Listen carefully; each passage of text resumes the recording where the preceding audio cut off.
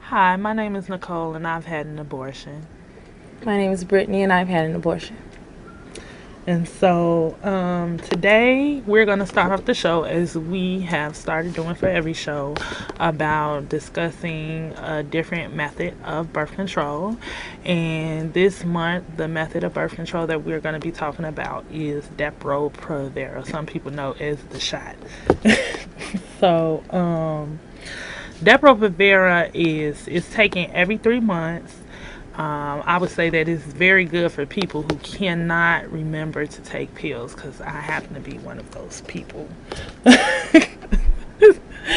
and it's a long acting formula of birth control. Um, as with every other birth control, it has side effects. Yes, it does. But just to discuss it a little bit further, it's given every 3 months. It's either in your upper arm or in the buttocks. It is a long-acting form of birth control. And with that being said, within 12 months of your last shot, about 68% of women become pregnant. But within 18 months of your last shot, about 93% become pregnant. So you just want to have that in consideration if you do choose to speak to your doctor about taking Depo. Yeah, because it can only be prescribed by a doctor. It's not something that can be bought just over the shelf and that you take it home. hmm And also some of the side effects. One of the most common side effects is an unpredictable menstrual bleeding. Yeah, that's the most common. I've heard that a lot from women that I know personally that have taken it or that are still taking it. There's also bone loss, weight gain, breast tenderness, and headaches. As with all forms of birth control, there are side effects, but the menstrual bleeding is about the most common. We also wanted to discuss a story that's in the media right now. And, 1 second. Okay, right now it's a story in the media about an abortion that had its complications, and this took place in Maryland. And it started off in Jersey, I'm sorry, and it took place in Maryland. A young lady was on birth control, did not know that she was pregnant because she was still having a menstruation.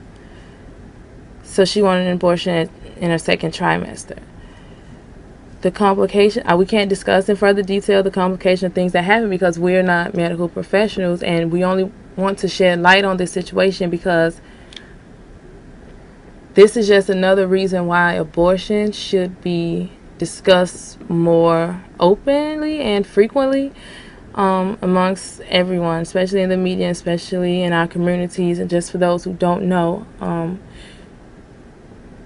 In her case, I mean, she didn't even know that she was pregnant.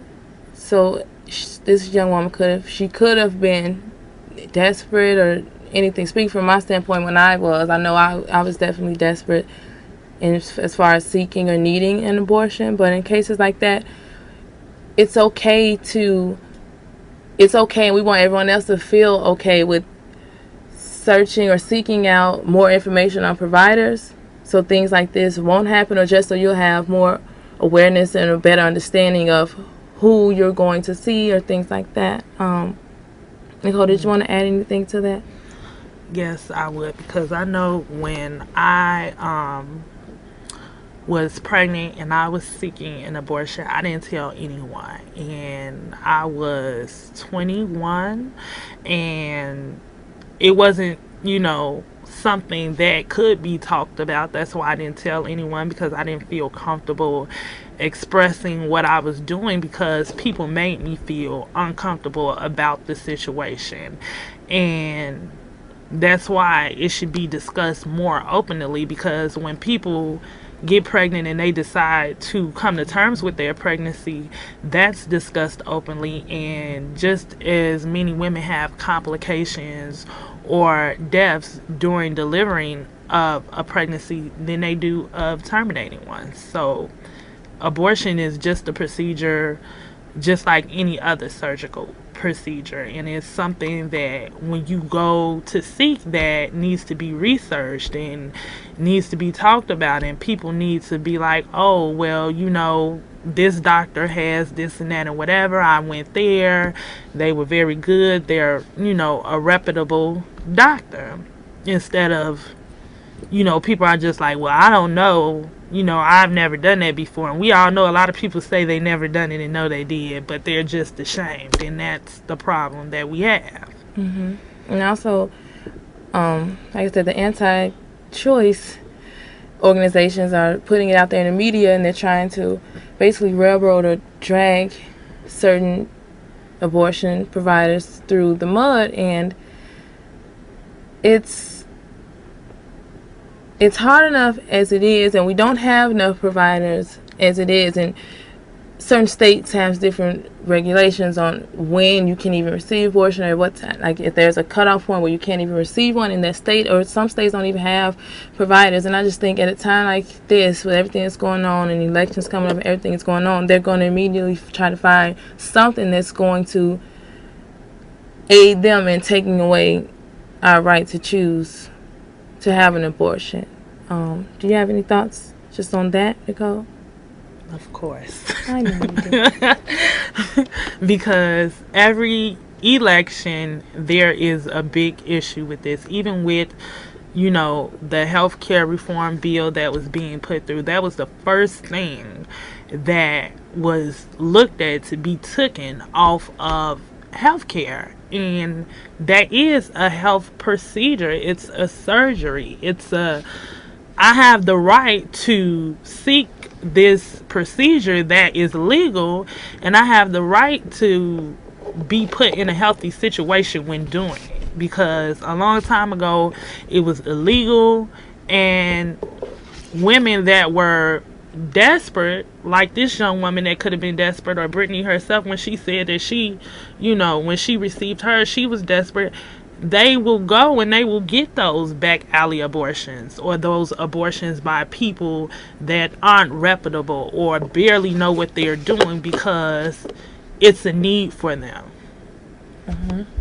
And so, with that being said, we're just trying to really just shed light on this situation and try to take some of the taboo out of abortion, because it's not discussed at all. And even discussing providers, if we're not discussing the abortion itself, or even wanting an abortion or seeking an abortion, no one's going to discuss the providers, or where did you go, or what happened, how was your experience. We're not even talking about abortion itself. And we want to get people to that point where they will have safe medical abortions. Not even just that, just safe reproductive procedures and help, just period, altogether, because it all goes into the same category. People need to know what their rights are when it comes to birth control, contraceptions, the EC, emergency contraceptive, all that, because a lot of women don't know. And it's basically because there's this hold on that information, which is crazy, because to me it's a basic health right, and I shouldn't have to go to the doctor and they prescribe me a birth control that I'm too overweight to take, and I take it, and then I still end up getting pregnant, and then I get into the predicament where I need an abortion, but then I can't afford an abortion, and then I have to come to terms with my pregnancy, and then I have a child that I can't take care of that keeps me further in poverty. Like, these are everyday real life things that happen that need to be stopped. And that's why it's so important that there are places like the Chicago Abortion Fund and the My Voice, My Choice leadership group.